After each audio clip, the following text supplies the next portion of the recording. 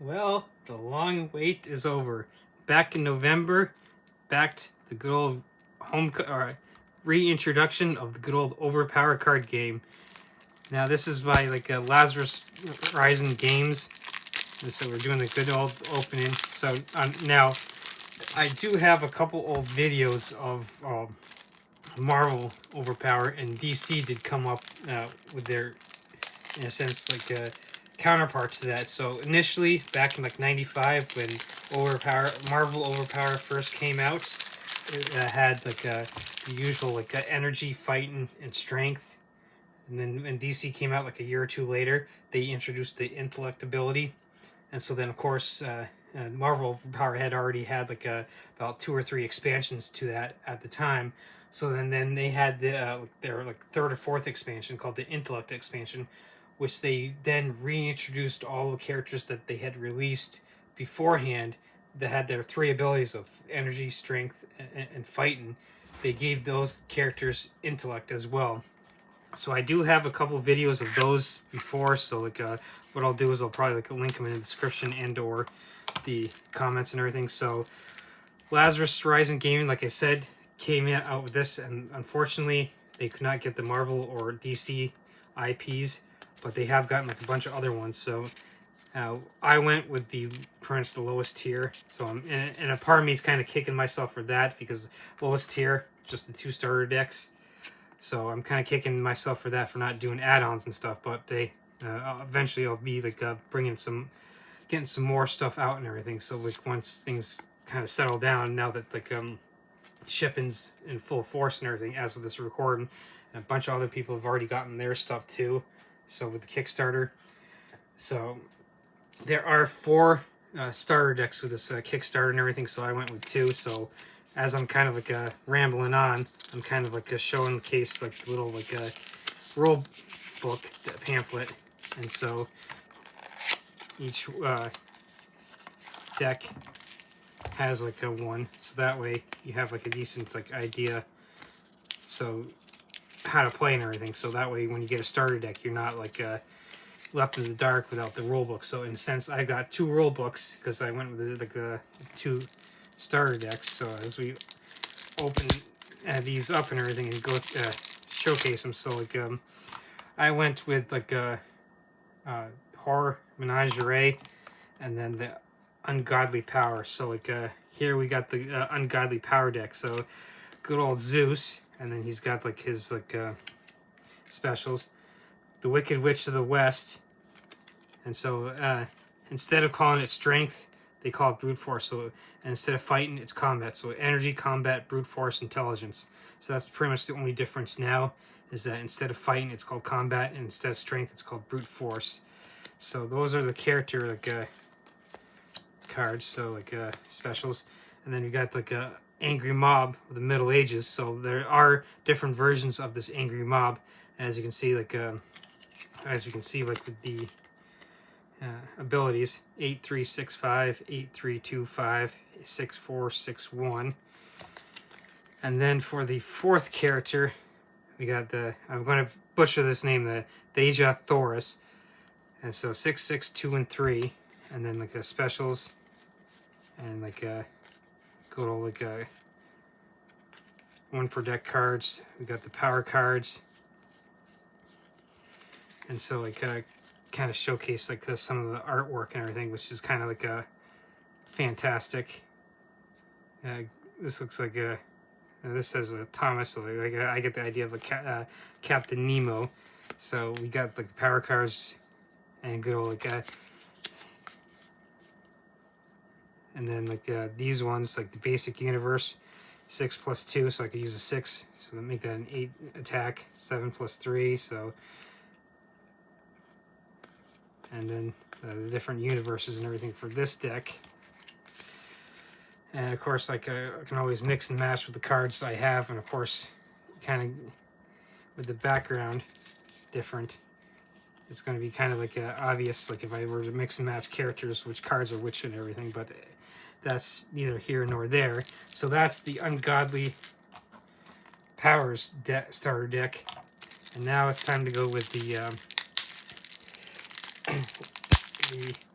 good old horror menagerie deck and everything. So this one is probably going to be like a more like a quick version, a quick video. So now we get into the horror. So Headless Horseman. So there's that. The Mummy. Specials. Good old Cthulhu. Now, as I get this stuff actually on like the camera and everything, my D&D group and we did do a Cthulhu campaign and everything, and so like I did go through with that and everything. So like there's one person, he had his character pretty much go insane and killed himself, and well, he offed himself, and then he became part of like the Cthulhu cult and everything that was there. Another one kind of went insane, became like got caught in like a time loop, whatever, became like one of the homeless people that we had met that had broken into like the house that we had bought from like the main NPC that brought us in. A third one player went insane and got thrown in an insane asylum.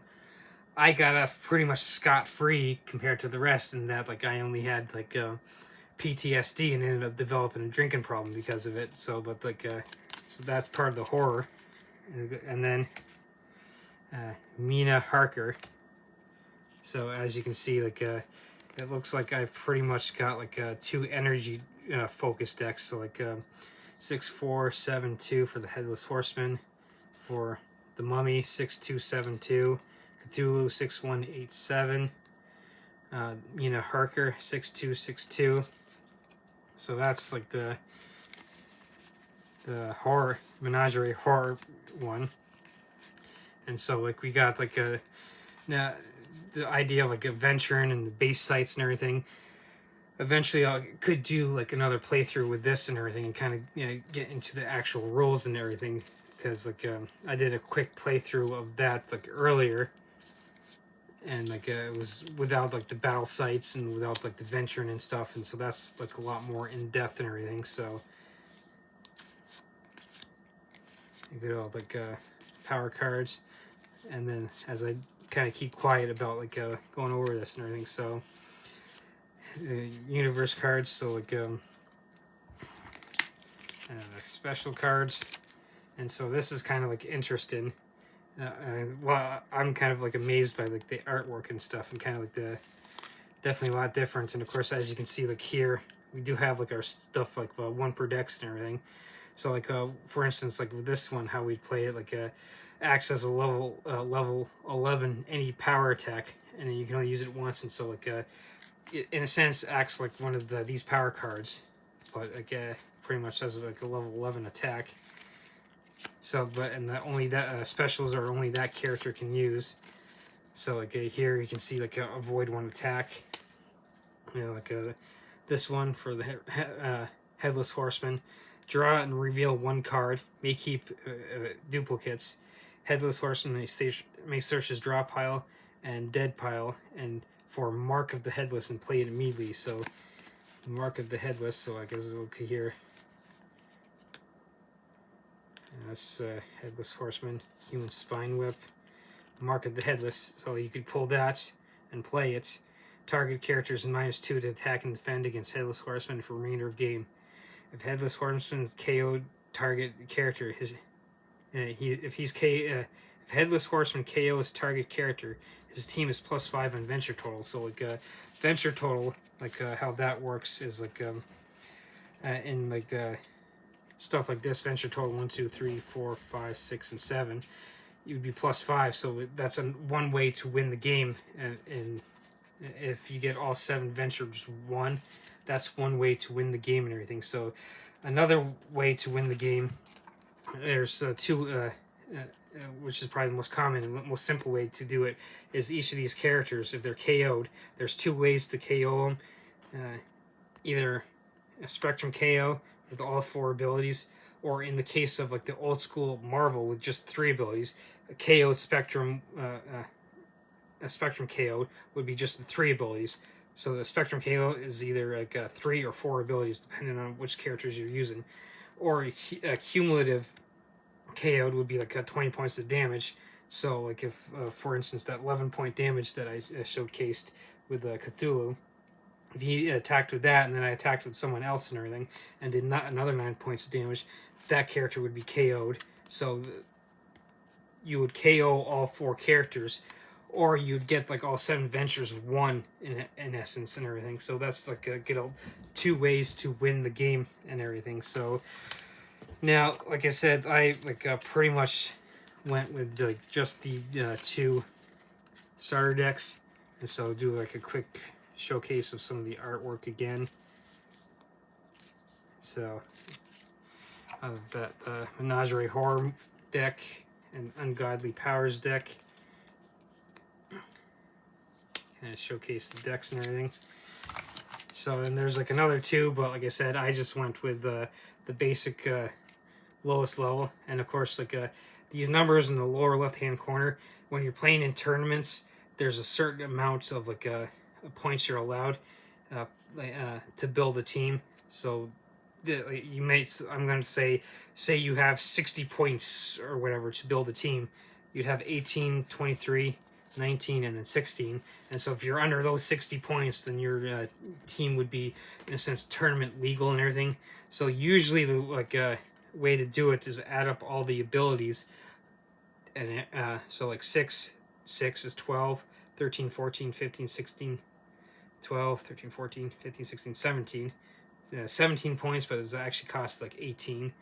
That's one way to count up like how you would build like a tournament legal deck based on characters. You'd only have so many of these points to be able to build a character deck. So I'd actually have to look into that, because like when I played, I was only getting there really wasn't much interest in my area, so I didn't really get into like the actual like cost per deck to make it like tournament legal. Now, if you go onto Facebook, there is like an overpower group, and there is a North American Overpower League. So there's like, in a sense, 2 Facebook groups that you can join. The NAOL, North American Overpower League, is the tournament one where you can kind of get like a post up and be like, hey, look, I'm kind of trying to learn stuff and everything, how to get into that. And of course, like the other group, the Overpower group, it's more of like a general group and everything. So this is like kind of like a quick one to be like, hey, look, after a long wait, it's finally back. So because like I said, back in November, I had backed it. I went with the lowest tier, and like I said, I'm kind of kicking myself for not like going further up, but like at the time, it was all I had to like work with for money and everything. But my plan is to get like further decks, some more decks and more booster packs now, and go from there. And so now this is going to be like the 3rd video on like the Overpower card game to kind of reintroduce it and like, hey, look, this is now what's out and everything. So quite hopefully people can now be like, hey, look, here's a card game that can get into that's different from Magic or Arcana or like maybe Final Fantasy, whatever. I do have some Final Fantasy cards that I will be going over eventually, but here is the new version of the good old Overpower.